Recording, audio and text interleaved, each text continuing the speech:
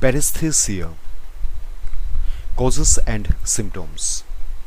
Paresthesia is numbness or a burning feeling that occurs most often in the extremities, such as the hands, arms, legs, or feet, but that can happen elsewhere in the body as well.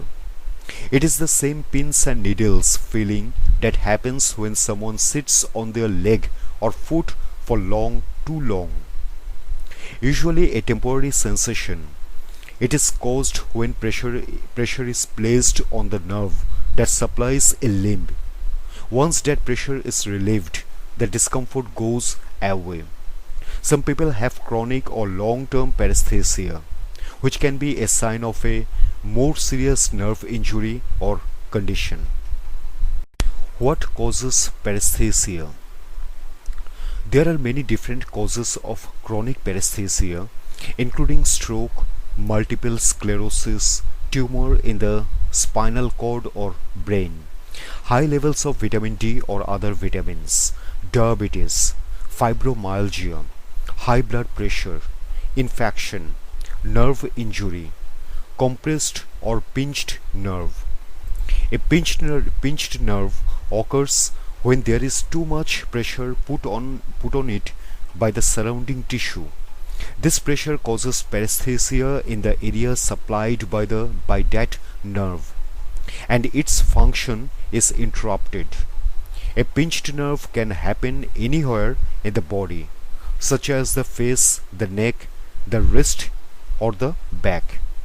A herniated disc in the lower spine can cause pain in the back, leg, or foot on the affected side. Carpal tunnel syndrome is a pinched nerve in the wrist that causes numbness and tingling in the fingers. Symptoms. The symptoms of paresthesia or a pinched nerve include tingling or a pins and needles sensation, aching or burning pain, numbness or poor feeling in the affected area, feeling that the affected area has fallen asleep, prickling or itching feeling, hot or cold skin. The symptoms can be constant or intermittent. Usually these sensations occur in the affected area but may spread or radiate outward. Who gets paresthesia? Some factors increase the risk of having a pinched nerve. Gender. Women are more likely to get carpal tunnel syndrome, possibly due to a narrower nerve canal. Obesity. Extra weight can put pressure on nerves. Pregnancy. Weight and water gain associated with pregnancy can cause swelling and pressure on nerves. Thyroid disease. This puts a person at risk for carpal tunnel syndrome. Diabetes.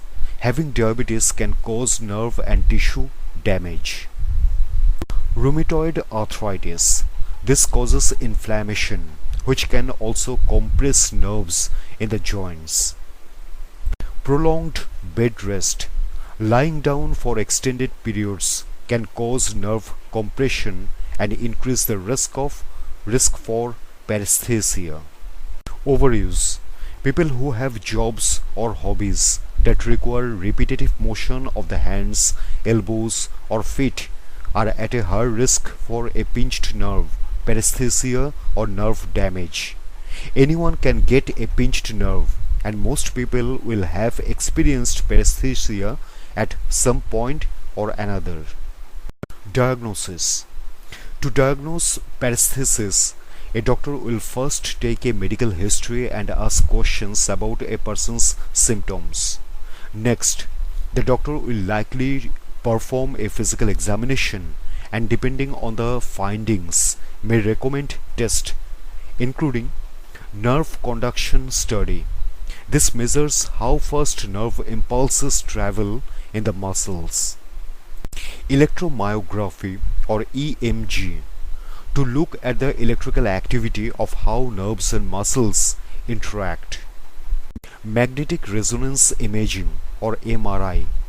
This can be used to look at the different areas of the body in high detail.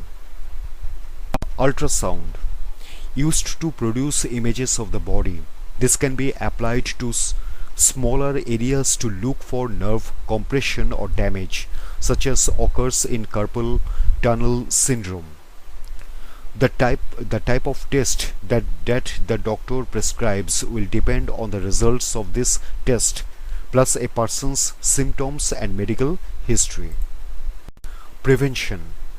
While not every pinched nerve is preventable, there are things a person can do to help minimize the risk of one happening.